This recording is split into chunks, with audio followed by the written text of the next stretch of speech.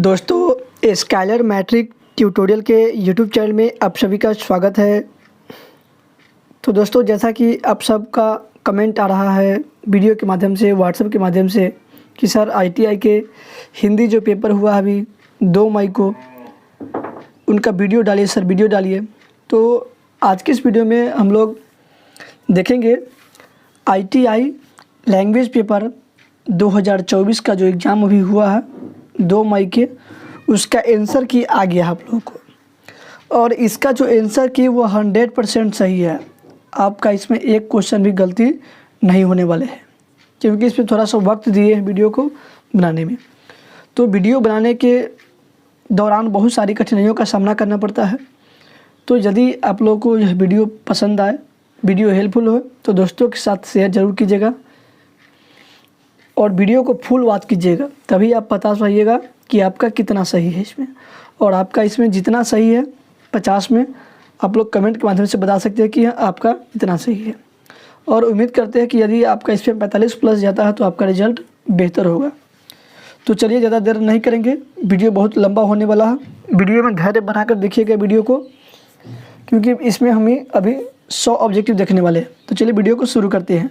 और इससे पहले वाला वीडियो आप नहीं देखे हैं तो उस वीडियो को देख लीजिए। और यदि चैनल पे आप नए हैं तो चैनल को सब्सक्राइब करके बेल आइकन को प्रेस कर लें, ताकि सही प्रकार के नोटिफिकेशन आप तक जल्द और तुरंत पहुंच सके। तो चलिए क्वेश्चन की ओर चलते हैं जी। फर्स्ट क्वेश्चन कह रहा है यहाँ पे, जिन शब्दों के खंड सार्थक न हो, जिन शब्दों के खंड सार्थक न हो उन्हें क्या कहते हैं? तो जिन शब्दों के खंड सार्थक नहीं होते हैं उन्हें हम रूढ़ शब्द कहते हैं। क्या कहते हैं? रूढ़ शब्द।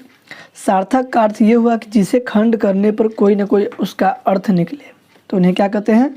रूढ़ शब्द। जैसे अब हम मान लेते हैं कि नाक कोई वर्ड है। क्या है? नाक। अगर नाक को हम तोड़ते हैं तो ना प्लस क से टूटेगा। अब बताइए इसमें ना जो शब्द इसका कोई अर्थ निकल रहा है? नहीं निकल रहा है, और ना ही क का निकल रहा है। तो इस प्रकार जो इसमें सार्थक शब्द कौन नहीं है? रूढ़ शब्द नहीं है। नेक्स्ट क्वेश्चन है, संरक्षण शब्द में कौन सा उपसर्ग है? संरक्षण शब्द में कौन सा उपसर्ग है? तो संरक्षण जो शब्द है उसमें सम उपसर्ग का प्रयोग किया गया है। किसका उपयोग किया गया है? सम उपसर्ग का। नेक्स्ट है, हिंदी में उपसर्ग की संख्या कितनी है? हिंदी में उपसर्ग की संख्या कितनी है? तो देखिए, अकॉर्डिंग टू ऑप्शन, वैसे तो हिंदी में, संस्कृत में उपसर्ग की संख्या होती है 22 और हिंदी में भी होती है 22, लेकिन आप अगर गूगल पे सर्च कीजिएगा तो आपको कई जगह देखने को मिलेगा वहाँ पे 19, 20। तो यहाँ जो आपका करेक्ट आंसर मेरे अकॉर्डिंग है वह 10 है। कितना है? 10। हिंदी में उपसर्गों की संख्या 10 है।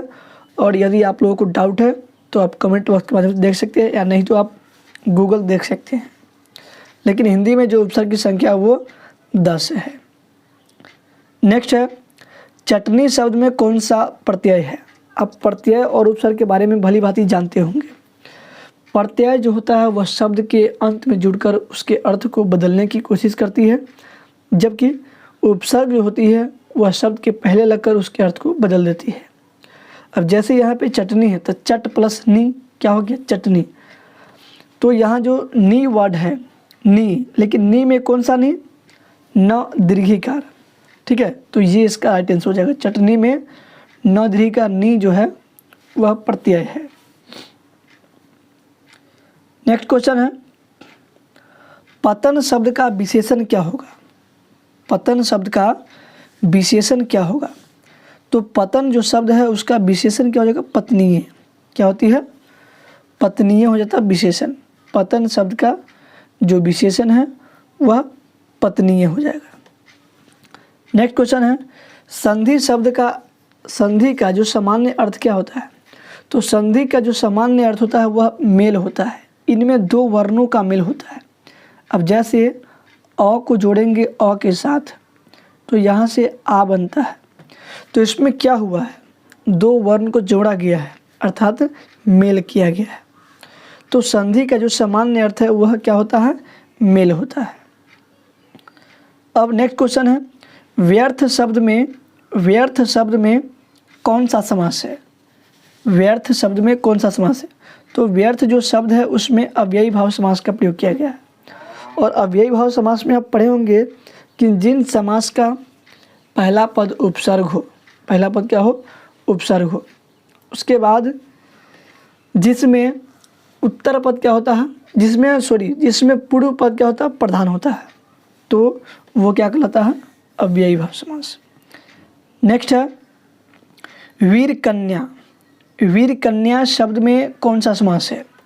यहाँ पे कन्या की विशेषता बताई जा रही है कि कन्या कैसी है, वीर है।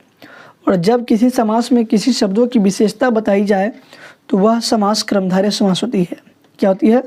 क्रमधारय समास। नेक्स्ट प्रश्न है, काम में लगा हुआ आदमी, काम में लगा हुआ आदमी किस पदबंध का उदाहरण है? तो काम में जो लगा हुआ आदमी वह विशेषण पदबंध का उदाहरण है। आदमी की विशेषता बताई जा रही है कि आदमी जो है वह कहाँ लगा हुआ है, काम में लगा हुआ है। ठीक है, तो ये जो विशेषण पदबंध का उदाहरण है। आप देखते रहिए कि ग्रामर का किस किस टॉपिक से प्रश्न आ रहा है। यदि आप नेक्स्ट बार एग्जाम देंगे तो उस टॉपिक को आप ध्यान में रखेंगे। नेक्स्ट प्रश्न है, मैं खाना खा चुका तब वह आया। मैं खाना खा चुका तब वह आया किस वाक्य का उदाहरण है?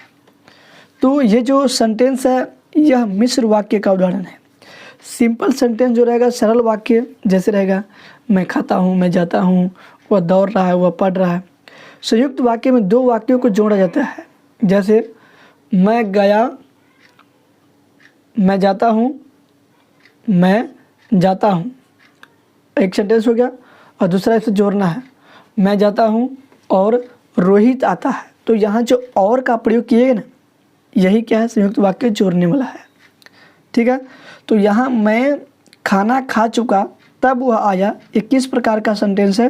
तो ये मिश्र वाक्य है। नेक्स्ट प्रश्न है, केवल मुंह से बोले जाने वाले, केवल मुंह से बोले जाने वाले सस्वर वर्णों को क्या कहते हैं? तो केवल मुंह से बोले जाने वाले जो सस्वर वर्ण हैं उन्हें निर्नुनासिक कहा जाता है। क्या कहते हैं उन्हें? निर्नुनासिक। केवल मुंह से बोले जाने वाले सस्वर वर्णों को निर्नुनासिक कहा जाता है। और इस वीडियो में आप धैर्य बना के रखिएगा, बहुत सारे एक्सप्लेन करेंगे इसमें। एक क्वेश्चन के साथ आपका 5 क्वेश्चन को सोल्व करेंगे, तो आप इस वीडियो को शुरू से लेकर अंत तक देखने का प्रयास कीजिएगा। अब नेक्स्ट प्रश्न है, उद्दत। उद्दत शब्द में उद्दत जो शब्द है उसका संधि विच्छेद क्या होगा? उद्दत, तो ये व्यंजन संधि का उदाहरण है। और जो उद्दत शब्द है इसका संधि विच्छेद हो जाएगा उत जोड़ हत। उत जोड़ हत, उत जोड़ हत क्या हो जाएगा? ये उद्दत शब्द का संधि विच्छेद होगा। अब नेक्स्ट शब्द है, पहचान करना है कि निम्न में कौन अशुद्ध शब्द है? यानी इसमें सभी वर्ड जो है वह सही है और इसमें कोई एक जो वर्ड है वह गलत है। तो इसमें वज्र भी सही है, प्रसाद भी सही है, तत्व भी सही है, जबकि भीष्म जो शब्द है वह गलत है। ये भीष्म जो लिखाएगा वह भ दीर्घिकार हो जाएगा, आधा मूर्धन्य स और म, यानी भ दीर्घिकार और म मूर्धन्य स संयुक्त हो जाएगा। ठीक है, तो इसमें जो अशुद्ध वर्ड है वह भीष्म है। नेक्स्ट है, इनमें कौन अल्प विराम है? इनमें कौन अल्प विराम है, जिसको बोलते हैं semi full stop. Semi full stop, तो इसमें कॉमा को कहा जाता है। कॉमा जो है, इस कॉमा को ही कहते हैं अल्प विराम। क्या कहते हैं? अल्प विराम। अब नेक्स्ट प्रश्न है, रामचरितमानस। रामचरितमानस जो है यह किस संज्ञा का उदाहरण है? तो आप संज्ञा पढ़े होंगे कि संज्ञा के 5 भेद होते हैं। टोटल कितना भेद होता है? 5 गो। पहला व्यक्तिवाचक, जातिवाचक, समूहवाचक, भाववाचक, त्रयवाचक। तो व्यक्तिवाचक में क्या होता है? किसी खास जगह, वस्तु, स्थान, व्यक्ति आदि के नाम होता है। तो यहाँ पर जो प्रश्न है रामचरितमानस, ये किसी खास पुस्तक का नाम है, ग्रंथ का नाम है, इसलिए ये जो संज्ञा होगा वह व्यक्तिवाचक संज्ञा को डिनोट करेगा, जिसको करेगा व्यक्तिवाचक संज्ञा को यह सूचित करेगा। तो रामचरितमानस जो है वह व्यक्तिवाचक संज्ञा का उदाहरण है।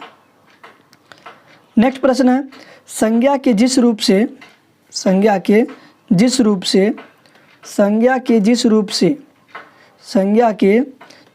से व्यक्ति या वस्तु की नर या मादा जाति का बोध हो उन्हें क्या कहते हैं? तो संज्ञा के जिस रूप से व्यक्ति या वस्तु की नर या मादा जाति का बोध होता है उन्हें लिंग कहते हैं। क्या कहते हैं? लिंग कहा जाता है। तो ध्यान दीजिएगा कि संज्ञा के जिस रूप से व्यक्ति या वस्तु की नर यानी मेल या फीमेल होने का बोध हो तो उसे क्या कहते हैं? लिंग कहा जाता है। नेक्स्ट प्रश्न है, सरोवर शब्द का लिंग क्या है? सरोवर शब्द का लिंग क्या होता है? तो ध्यान दीजिएगा, जो सरोवर शब्द है वह एक पुल्लिंग शब्द है। सरोवर कैसे शब्द है? पुल्लिंग शब्द है। नेक्स्ट प्रश्न है, सर्दी शब्द में कौन सी संज्ञा है? अब देखिए, सर्दी जो शब्द है आप पढ़ेंगे भाववाचक संज्ञा। तो संज्ञा का यह एक प्रकार है भाववाचक संज्ञा जिसे केवल फील किया जाता है यानी अनुभव किया जाता है, इसे देखा नहीं जाता है और ना ही इसको टच कर सकते हैं आप। ठीक है, तो सर्दी जो शब्द है, सर्दी शब्द ये भाववाचक संज्ञा का उदाहरण है। किसका है? भाववाचक संज्ञा का। नेक्स्ट प्रश्न है, निम्ब शब्द क्या है? निम्ब शब्द जो है यह क्या है? तो निम्ब जो शब्द है वह तत्सम शब्द है। नीम होता है ना, नीम को ही निम्ब कहा जाता है। ये संस्कृत का शब्द है निम्ब, और निम्ब का हिंदी जो अर्थ होता है तद्भव रूप वह नीम होता है। ठीक है, तो यहाँ जो निम्ब शब्द है वह क्या है? तो यह एक तत्सम शब्द है। आप पढ़े होंगे उत्पत्ति की दृष्टि से शब्द के 4 भेद होते हैं। कितना भेद होता है? 4 भेद। पहला तत्सम, दूसरा तद्भव, तीसरा देशज और चौथा ये होता है विदेशज। तो यहाँ जो निम्ब शब्द है वह क्या है? तत्सम शब्द का उदाहरण है। नेक्स्ट प्रश्न है, कर्ता शब्द का लिंग क्या है? कर्ता शब्द का लिंग क्या है? कर्ता शब्द का स्त्रीलिंग रूप क्या होगा? कर्ता शब्द का स्त्रीलिंग रूप क्या होगा? तो कर्ता शब्द का जो स्त्रीलिंग रूप होगा वह कर्त्री हो जाएगा। क्या हो जाएगा? कर्त्री। लेकिन यहाँ पे देखिए कर्त्री 3-4 जगह लिखा हुआ है, लेकिन ये जो लिखावट है डी ने ये सही है। को जो कर्ता शब्द है उसका स्त्रीलिंग क्या हो जाएगा? कर्त्री हो जाएगा। नेक्स्ट है, टका सा मुँह लेकर रहना। टका सा मुँह लेकर रहना प्रस्तुत मुहावरे का अर्थ क्या होगा? तो इसका जो राइट आंसर हो जाएगा वह शर्मिंदा होना। क्या हो जाएगा? शर्मिंदा होना। टका सा मुँह लेकर रहना मुहावरे का अर्थ है। उम्मीद करते हैं कि ये वीडियो आप लोगों के लिए हेल्पफुल होगा, और यदि यह हेल्पफुल होगा तो आप इसे शेयर जरूर कीजिए। अब नेक्स्ट प्रश्न है, किसी विषय को विशेष रूप से जानने वाले के लिए क्या कहते हैं? तो वैसा व्यक्ति जो किसी चीज़ को विशेष रूप से जानते हैं यानी डीपली नॉलेज उसके बारे में होता है, तो उस चीज़ को विशेषज्ञ कहते हैं। क्या कहते हैं? उसको विशेषज्ञ कहते हैं। आप देखते होंगे डॉक्टर सबको लिखा रहता है नेत्र विशेषज्ञ, उसके बाद हृदय विशेषज्ञ, उसके बाद देखे होंगे ब्रेन विशेषज्ञ। तो इस प्रकार का, इसका मतलब क्या हुआ कि वो जो व्यक्ति है उस चीज़ में निपुण है। क्या है? निपुण है। नेक्स्ट प्रश्न है, व्यवहारिक शब्द का विलोम शब्द क्या होगा? विलोम का अर्थ क्या होता है? उल्टा। विलोम का अर्थ क्या होता है? उल्टा। यानी इस जैसे रात होता है तो रात का उल्टा क्या होता है? दिन। सुबह का उल्टा क्या होता है? शाम।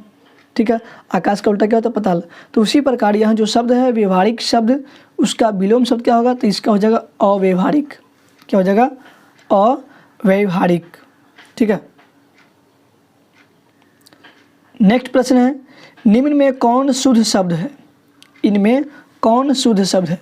तो इसमें जो आपका राइट आंसर हो जाएगा यह शुद्धिकरण। शुद्धिकरण जो शब्द है इसमें शुद्ध है, बाकी सभी क्या है? अशुद्ध शब्द है। बाकी क्या है? सभी अशुद्ध शब्द है। नेक्स्ट है, चंद्रमा का पर्यायवाची शब्द क्या होगा? चंद्रमा शब्द का पर्यायवाची शब्द क्या होगा? तो चंद्रमा का तो वैसे बहुत सारे होते हैं पर्यायवाची शब्द, जैसे शशि, इंदु, राकेश। और प्रस्तुत क्वेश्चन के माध्यम से यहाँ जो चंद्रमा शब्द है इसका पर्यायवाची शब्द हो जाएगा हिमांशु। क्या हो जाएगा? हिमांशु हो जाएगा। और अभी तक आपने जो भी क्वेश्चन देखा है वो सभी ग्रामर है, और आगे भी ग्रामर के बहुत सारी क्वेश्चन आने वाली है।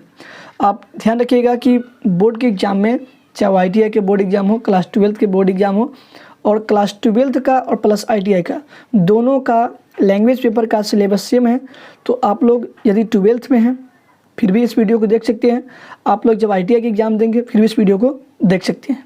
दोनों के लिए एक ही बुक है, हिंदी के लिए दिगंत और इंग्लिश के लिए रेनबो। रेनबो के साथ में आपका एक इंग्लिश पढ़ना पड़ता है, इसका नाम है स्टोरी ऑफ इंग्लिश, इसे आप जरूर पढ़िएगा। तो यहाँ जो प्रश्न है, उन्मत्त शब्द का उन्मत्त शब्द का संधि विच्छेद क्या होगा, तो इसका हो जाएगा उत्जोड़ मत। क्या हो जाएगा? उत्जोड़ मत। नेक्स्ट है, निम्नलिखित में कौन सा शुद्ध वाक्य है? निम्नलिखित में कौन सा जो वाक्य है वह शुद्ध है? तो यहाँ जो प्रस्तुत है इनमें शुद्ध जो वाक्य है वह ऑप्शन नंबर डी है। क्या है? डी। व्यायाम करना चाहिए, मतलब एक्सरसाइज करना चाहिए ताकि हम स्वस्थ रहें, क्योंकि व्यायाम करने से क्या होती है, रोग जो होती है पनपने की क्षमता उसमें नहीं होती है। तो इसलिए प्रत्येक व्यक्ति को, चाहे वो बच्चा हो, बूढ़ा हो, जवान हो, प्रत्येक व्यक्ति को अपने क्षमता के अकॉर्डिंग एक्सरसाइज करना चाहिए। नेक्स्ट प्रश्न है, होली की संज्ञा कौन है? अब देखिए, होली भी क्या है, खास पर्व का इसमें नाम लिया गया है। यदि हम कहते हैं पर्व तो इससे बहुत सारे पर्वों का बोध होता है, लेकिन यहाँ क्या होली, तो होली में कौन सी संज्ञा है? तो जो होली शब्द है वह भी व्यक्तिवाचक संज्ञा का ही उदाहरण है। जो होली शब्द है ये भी क्या है, व्यक्तिवाचक संज्ञा का ही उदाहरण है। नेक्स्ट प्रश्न है, ये जो प्रश्न है वह MBBI प्रश्न है। प्रत्येक बोर्ड के एग्जाम में, 10th के एग्जाम में, 12th के एग्जाम में, ITI के एग्जाम में ये जो प्रश्न है वह अक्सर बार पूछी जाती है। तो प्रश्न देखते हैं हम लोग कि मनोरथ शब्द का स्त्रीलिंग, मनोरथ शब्द का संधि विच्छेद क्या है? तो जो मनोरथ शब्द है यह एक विसर्ग संधि का उदाहरण है। किसका है? विसर्ग संधि का। और इसका जो संधि विच्छेद हो जाएगा वह मनः जोड़ रथ होता है। क्या होता है? मनः जोड़ रथ। ये विसर्ग संधि का उदाहरण है। नेक्स्ट प्रश्न है, किरकिरा होना मुहावरे का अर्थ क्या होता है? किरकिरा होना मुहावरे का अर्थ क्या होता है? तो किरकिरा, जैसे आप लोग कहीं पार्टी फंक्शन में गए होंगे, अचानक अगर बाजा बंद हो जाता है तो आप लोग क्या बोलते हैं कि मज़ा किरकिरा गया, मज़ा किरकिरा गया। इसका अर्थ क्या हुआ कि मतलब बाधा आ गया। क्या हो गया? बाधा आ गया। तो यहाँ क्या हो जाएगा? विघ्न आना। क्या हो जाएगा? विघ्न आना। तो किरकिरा होना मुहावरे का अर्थ क्या हो जाएगा? विघ्न आना होता है। अब नेक्स्ट प्रश्न है, हिंदी। अब जो प्रश्न है, अभी देखिए 30 तक जो क्वेश्चन देखे अभी लगातार ग्रामर से था, हिंदी व्याकरण से प्रश्न था। अब 30 के बाद जो क्वेश्चन आ रही है वह बुक से, इसके बाद भी आपका बीच में भी ग्रामर से आएगी क्वेश्चन। तो चलिए देखते हैं क्वेश्चन को। कहता है, हिंदी शब्दकोश के संपादन के लिए बालकृष्ण भट्ट किसके द्वारा काशी आमंत्रित किया गया? तो हिंदी शब्दकोश के संपादन के लिए बालकृष्ण भट्ट को, हिंदी शब्दकोश के लिए हिंदी को शब्दकोश संपादन के लिए बालकृष्ण भट्ट को काशी जो है वह श्याम सुंदर दास द्वारा आमंत्रित किया गया। किसके द्वारा? श्याम सुंदर दास द्वारा आमंत्रित किया गया। किसको? बालकृष्ण भट्ट को। कहाँ? तो हिंदी शब्दकोश के लिए काशी। और यहाँ जो बालकृष्ण भट्ट जी है वह बातचीत जो पाठ है उसके लेखक है, और बातचीत जो है वह गद्य की क्या है? तो निबंध है। और बातचीत के माध्यम से हमें बताया जाता है कि बात करने की शैली क्या है, हमें किसी से कैसे बात करनी चाहिए, बात करने से क्या लाभ होता है, क्या हानि होता है। नेक्स्ट प्रश्न है, आचार विडंबन नामक प्रहसन किस लेखक की रचना है? आचार विडंबन नामक जो प्रहसन है वह किस लेखक की रचना है? तो ध्यान दीजिएगा, यह जो रचना है वह बालकृष्ण भट्ट की है। किसकी रचना है? बालकृष्ण भट्ट की। नेक्स्ट प्रश्न है, उसने कहा था शीर्षक कहानी में वजीरा सिंह कौन था? तो उसने कहा था जो कहानी है वह एक कहानी है जो चंद्रधर शर्मा गुलेरी के द्वारा लिखा गया। किसके द्वारा? चंद्रधर शर्मा गुलेरी के द्वारा लिखा गया है। और उसने कहा था जो कहानी है उसमें वजीरा सिंह जो है, कौन है, वजीरा सिंह, वह पलटन का विदूषक था। और ये भी क्वेश्चन BBI है, 12th के एग्जाम में बार बार पूछी जाती है कि वजीरा सिंह कौन था, तो पलटन का विदूषक था। नेक्स्ट है पोल्हूराम कौन था, पोल्हूराम कौन था, तो पोल्हूराम जो है वह एक डाक बाबू था। क्या था, डाक बाबू। और पोल्हूराम भी जो है यह उसने कहा था कहानी का ही पात्र है।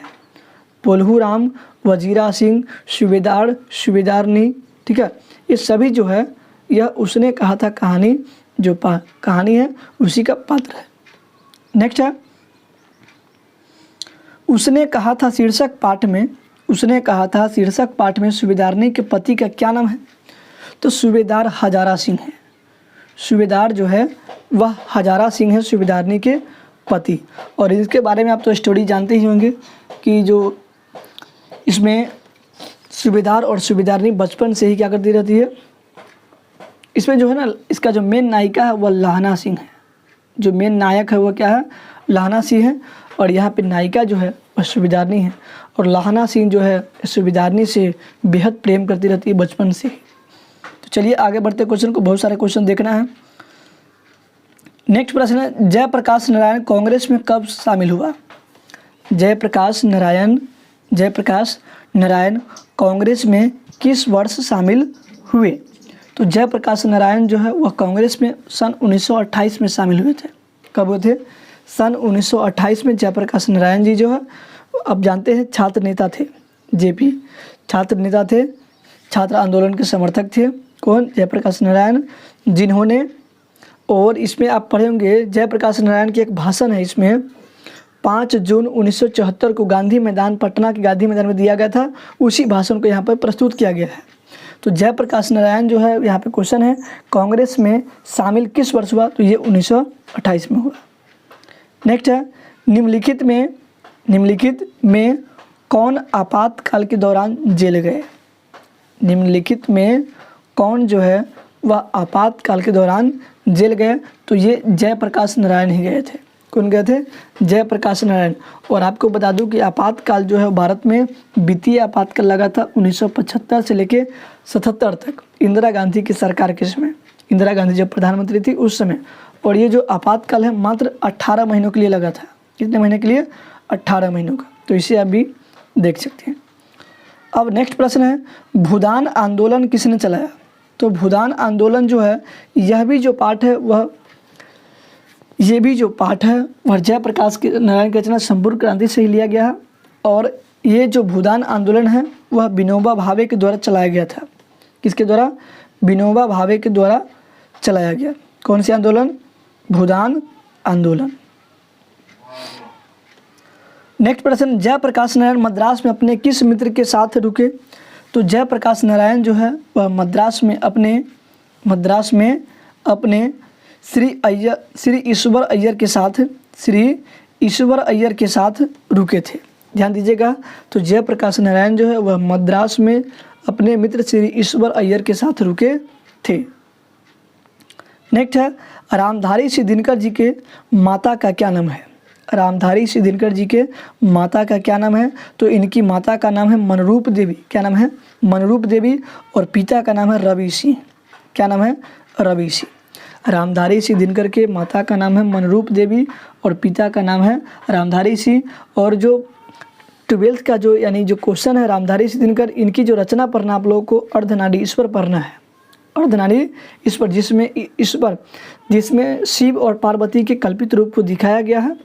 और यहाँ जो रामधारी सिंह दिनकर है, इनका जो जन्म है वह 1908 में हुआ था, बेगूसराय के सिमरिया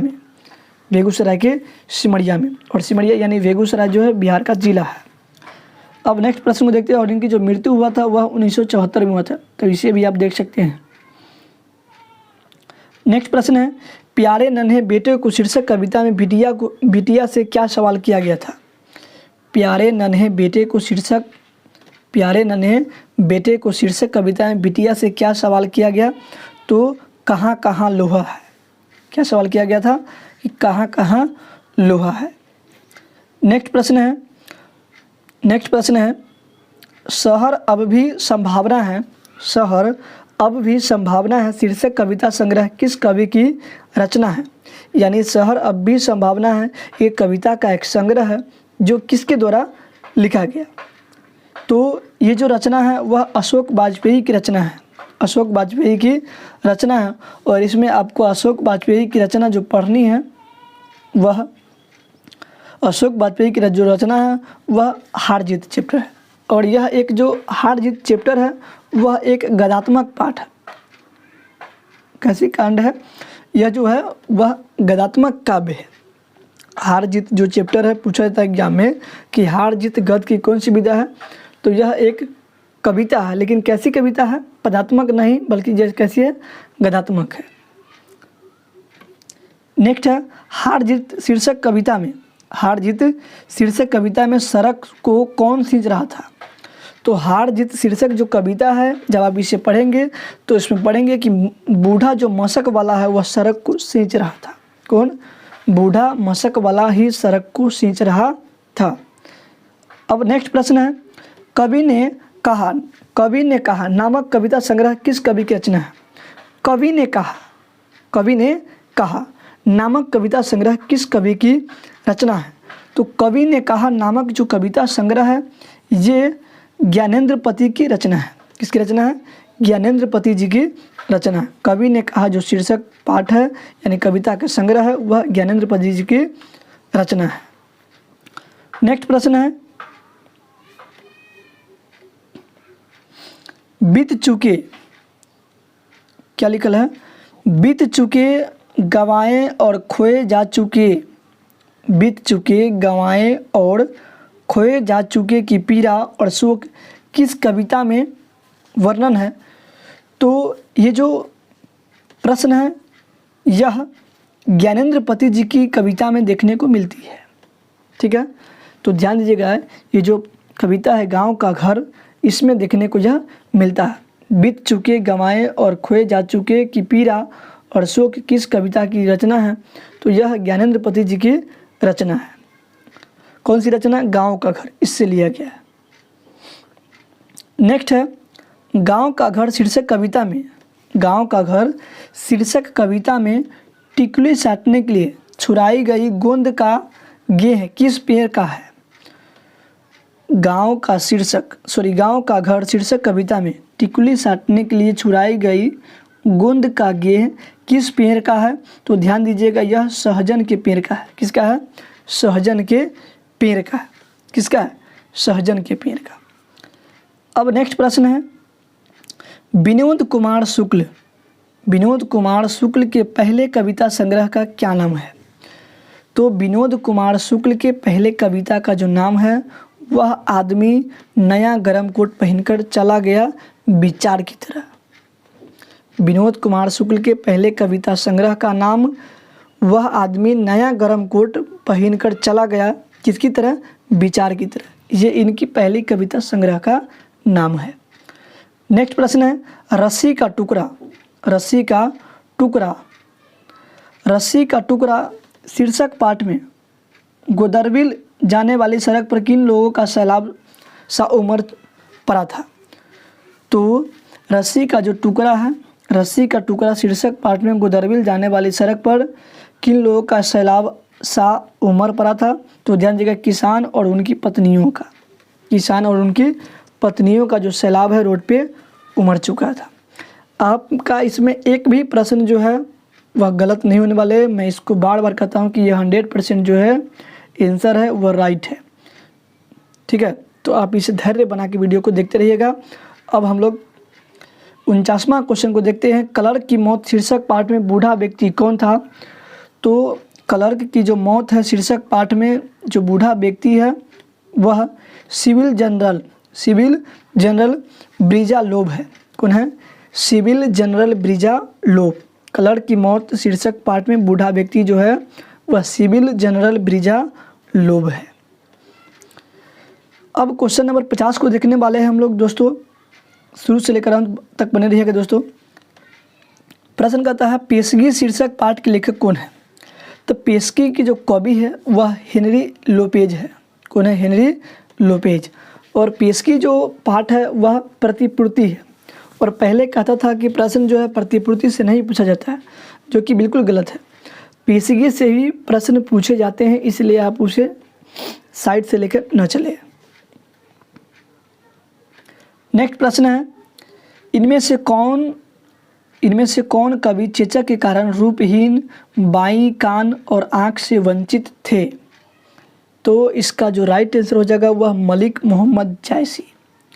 मलिक मोहम्मद जायसी जो थे वह चेचक के कारण रूपहीन, बाईं कान और आँख से वंचित थे। और जो मलिक मोहम्मद जायसी है वह पद्मावत के रचनाकार है, और पद्मावत के जो रचनाकार है ये हैं। उसके अलावा मलिक मोहम्मद जायसी आपके जो पाठ करवक है उनके भी राइटर है। नेक्स्ट प्रश्न है, सूरदास किनकी रचना है? सूरदास जो है वह किनकी रचना है? तो सूरदास जो है वह तुलसीदास की रचना है। किसकी रचना है? तुलसीदास के। यहाँ ऑप्शन सूरदास भी है, लेकिन आप सूरदास को लेकर टिक आउट नहीं कीजिएगा। सूरसागर जो है, सॉरी यहाँ पे सूरसागर जो रचना है वह तुलसीदास की, न कि सूरदास की है। ठीक है, तो सूरसागर जो रचना है वह तुलसीदास की है। नेक्स्ट प्रश्न है, सूरदास रचित दोनों पदों में से किस रस की मर्म स्पर्शी अंतर्धारा प्रवाहित होती रहती है?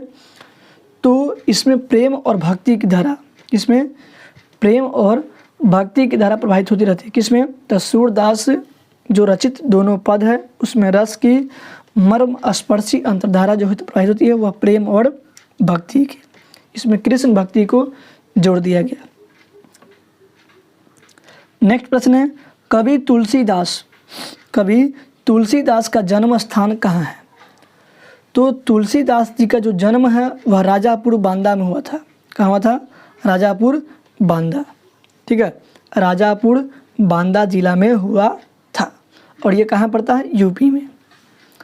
नेक्स्ट प्रश्न है, पार्वती मंगल किनकी रचना है? पार्वती मंगल किनकी रचना है? तो पार्वती मंगल जो है वह तुलसीदास की ही रचना है। किसकी रचना है? तुलसीदास की रचना ही है पार्वती मंगल। अब नेक्स्ट प्रश्न की ओर देखते हैं। प्रश्न नंबर 56 की ओर देखेंगे अभी। तुलसीदास रचित श्रेष्ठतम महाकाव्य रामचरितमानस किस प्रकार की रचना है? रामचरितमानस तो यह एक प्रबंधात्मक पाठ रचना है। तुलसीदास रचित जो श्रेष्ठतम महाकाव्य है रामचरितमानस, यह कैसी रचना है? तो यह प्रबंधात्मक रचना है। नेक्स्ट में है, छप्पे क्या है? तो छप्पे एक छंद है। छप्पे क्या है? एक छंद है जो नाभादास के द्वारा लिखा गया है। छप्पा एक छंद है जो नाभादास के द्वारा लिखा गया है। नेक्स्ट प्रश्न है, कवि नाभादास किसके समकालीन थे? तो कवि जो नाभादास है, कवि नाभादास वे गोस्वामी तुलसीदास के समकालीन थे। गोस्वामी तुलसीदास के समकालीन कौन थे? तो कवि नाभादास। नेक्स्ट है, तासुकी शब्द का अर्थ क्या होता है? तो तासुकी शब्द का जो अर्थ होता है उसका अर्थ होता है उसकी। क्या होता है? उसकी। तासुकी शब्द का जो अर्थ है वह उसकी होता है, और ये जो वर्ड है वह आपकी किताब से लिया गया है। नेक्स्ट प्रश्न है, कवि भूषण किस काल के प्रसिद्ध कवि है?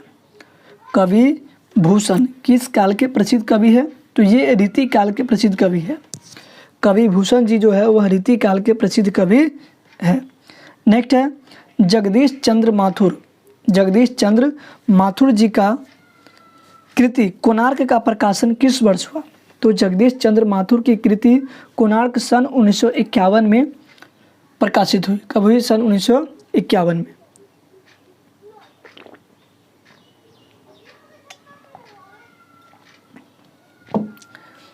अब नेक्स्ट प्रश्न है,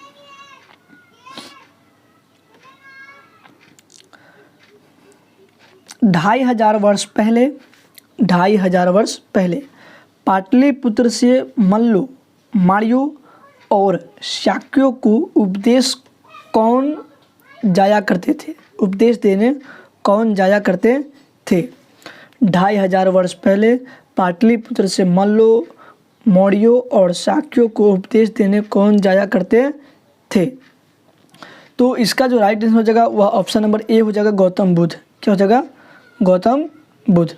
अभी तक जो भी प्रश्न अभी तक देख रहे हैं आप लोग, ये सभी जो है आपके किताब का प्रश्न है। नेक्स्ट प्रश्न है, वसुंधरा भोगी मानव, वसुंधरा भोगी मानव और धर्मांध, वसुंधरा भोगी मानव और धर्मांध। मानव एक ही सिक्के के दो पहलू है। वसुंधरा भोगी मानव और धर्मांध मानव एक ही सिक्के के दो पहलू है। यह पंक्ति किस शीर्षक पाठ की है? तो यह जो पंक्ति है वह किस पाठ से लिया गया है? तो ये जो पंक्ति है वह ओ सदा नीरा पाठ से लिया गया है। किसे लिया गया है? ओ सदा नीरा पाठ से लिया गया है। किसे लिया गया है? ओ सदा नीरा। और ओ सदा जो नीरा पाठ है इसके राइटर कौन है? जगदीश चंद्र माथुर जी है। कौन है? जगदीश चंद्र माथुर। नेक्स्ट प्रश्न है 64 नंबर प्रश्न। वह कहता है कि सन 1917 में गांधी जी ने बेलगांव से किसे बुलवाया? तो पुंडलिक जी को बुलवाया था। किसको? पुंडलिक जी को सन 1917 में गांधी जी ने बेलगांव से बुलवाया था। नेक्स्ट है अबुत्तर कबूतर नामक कविता संग्रह के रचनाकार कौन है? अबुत्तर कबूतर नामक जो कविता है संग्रह, उसके राइटर कौन है? उदय प्रकाश। कौन है? उदय प्रकाश। और इनमें रचना है उदय प्रकाश की कहानी जिसका नाम है तिरिच। तिरिच एक विषैला जानवर होता है, ठीक है, उसके बारे में आप स्टोरी पढ़े होंगे। नेक्स्ट प्रश्न है भाषा शब्द। अब देखिए ग्रामर से क्वेश्चन फिर आ रहा है। भाषा शब्द संस्कृत के किस शब्द से बना है? धातु से। तो यह भास धातु से बना है। भाषा जो शब्द है वह संस्कृत के भास धातु से बना है। नेक्स्ट प्रश्न है इनमें कौन संयुक्त व्यंजन वर्ण है? इनमें कौन संयुक्त व्यंजन वर्ण है? तो इसमें जो ज्ञा है, क्या है? ज्ञा, यही है संयुक्त व्यंजन वर्ण जो ज प्लस या के मिलने से बनता है। और संयुक्त व्यंजन वर्ण आप पढ़े होंगे, वह व्यंजन वर्ण जो दो व्यंजन वर्णों के मेल से बने होते हैं उन्हें क्या बोलते हैं? संयुक्त व्यंजन वर्ण कहा जाता है। नेक्स्ट प्रश्न है ए आई ओ और औ। ए आई ओ और औ क्या है? तो यह एक दीर्घ स्वर है। अब दीर्घ स्वर क्या होता है? तो स्वर वर्ण दो प्रकार के, एक ह्रस्व स्वर, दूसरा दीर्घ स्वर। अब ह्रस्व स्वर क्या होता है? तो जिसके उच्चारण में एक मात्रा का समय लगे, अर्थात जिसको हम जल्दी से उच्चारण कर सकते हैं, ठीक है। तो इनकी संख्या मात्र कितना होता है? 4 होता है। कितना होता है? 4, ठीक है। और जो हिंदी व्याकरण में, इसमें हिंदी व्याकरण में जो ह्रस्व स्वर है उनकी संख्या मात्र 4 होती है, ठीक है। और जो जिनके उच्चारण में 2 मात्रा का समय लगेगा उन्हें दीर्घ स्वर कहते हैं, जैसे ए ऐ ओ औ। इसके अलावा आ, दीर्घ ई और दीर्घ ऊ, ठीक है। तो 3 को ये हुआ और 4 को ये, तो 4 3 7 को हो गया आपका। अब नेक्स्ट प्रश्न कहता है उस मूल ध्वनि को क्या कहते हैं जिसका खंड न हो? तो आप लोग शुरू में ही पढ़ेंगे वर्ण प्रकरण में कि वर्ण क्या है। तो वर्ण भाषा की वह सबसे छोटी इकाई है जिसे हम खंड नहीं कर सकते। तो प्रश्न कहा है कि उस मूल ध्वनि को क्या कहते हैं जिसका खंड नहीं कर सकते हैं? तो उसे क्या कहते हैं? वर्ण कहते हैं। क्या कहते हैं उसको? वर्ण कहते हैं। नेक्स्ट प्रश्न है जयशंकर प्रसाद की रचना इंदु का प्रकाशन किस वर्ष हुआ? जयशंकर प्रसाद की रचना इंदु का प्रकाशन किस वर्ष हुआ? तो ये 1909 में प्रकाशन हुआ। कब हुआ? 1909 में। जयशंकर प्रसाद की रचना जो इंदु है वह कब छपा? तो ये 1909 में। और जयशंकर प्रसाद की रचना इनमें पढ़ना हम लोग को तुमुल कोलाहल कलह में, तुमुल कोलाहल कलह में। और आगे प्रश्न भी आएगी तुमुल कोलाहल कलह का अर्थ क्या होता है? तो इसका अर्थ होता है अत्यधिक हो हल्ला, यानी जब क्या होता है बहुत ज़्यादा शोर शराबा होता है तो उसे ही क्या बोलते हैं? तुमुल कोलाहल कहा जाता है। क्या कहते हैं उसको? तुमुल कोलाहल। तो नेक्स्ट प्रश्न है अब कि सुभद्रा कुमारी चौहान का विवाह किस वर्ष हुआ? सुभद्रा कुमारी चौहान का जो विवाह है वह किस वर्ष हुआ था? तो उनका जो विवाह है वह सन 1919 ईस्वी में हुआ। कब? सन 1919 में हुआ इनके विवाह। और इनके जो पति है वह कार एक्सीडेंट में क्या होते हैं? मर जाते हैं। किसमें? कार एक्सीडेंट के दौरान इनके पति के क्या होते हैं? देहांत हो जाते हैं। नेक्स्ट है अब, उषा शीर्षक कविता में सील का रंग कैसा है? तो उषा शीर्षक कविता में सील का जो रंग है वह काला है। कैसा है? काला है। उषा शीर्षक कविता में सील यानी पत्थर, सील यानी पत्थर, तो वहाँ जो उषा शीर्षक कविता है उसमें सील का रंग कैसा है? काला है। नेक्स्ट है, निम्नलिखित में से कौन सी रचना गजानन माधव मुक्ति बोध की नहीं है? निम्नलिखित में से कौन सी रचना गजानन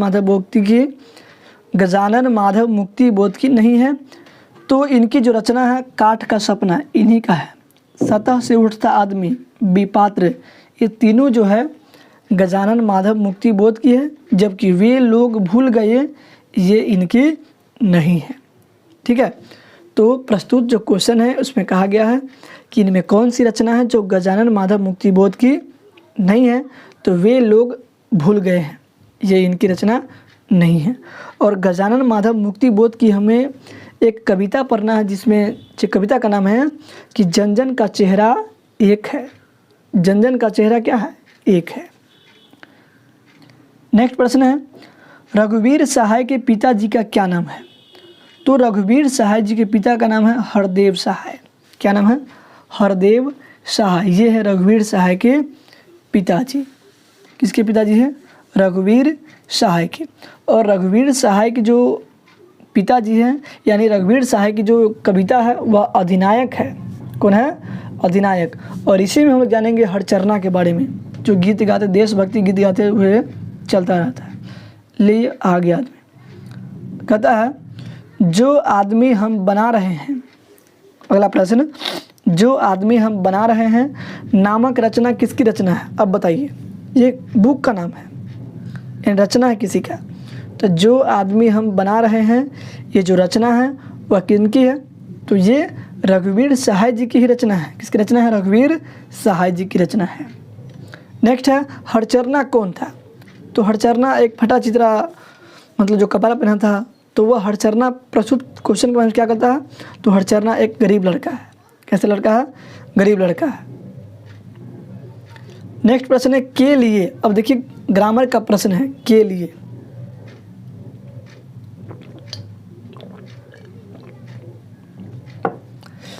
के लिए किस कारक की विभक्ति है?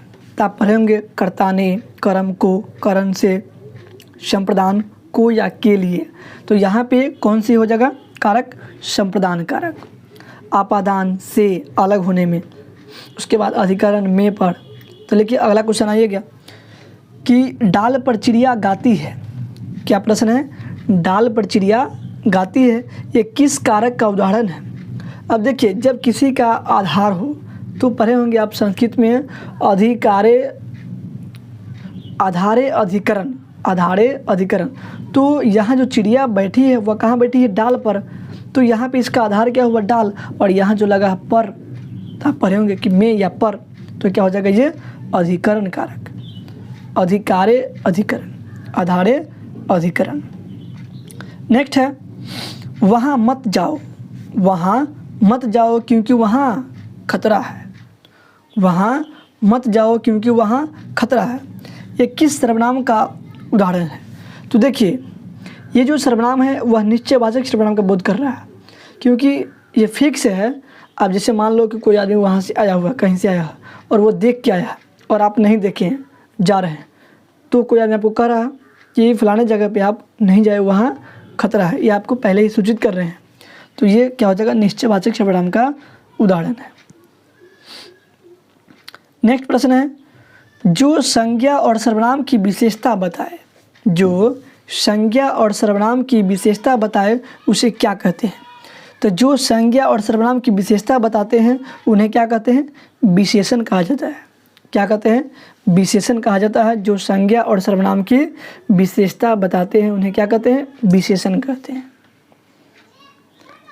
नेक्स्ट प्रश्न है, थोड़ा पानी थोड़ा पानी किस विशेषण का उदाहरण है? तो ये परिमाणवाचक विशेषण है, यानी इससे क्या होता है, मात्रा का बोध हो रहा है, थोड़ा पानी, तो ये क्या हो जाएगा, परिमाणवाचक विशेषण। नेक्स्ट है श्री का विशेषण क्या होगा? तो श्री का विशेषण क्या होगा, श्रीमान, क्या हो जाएगा, श्रीमान। और जब पूछता श्रीमान का स्त्रीलिंग क्या होगा, तो श्रीमती, क्या हो जाएगा, श्रीमती। नेक्स्ट है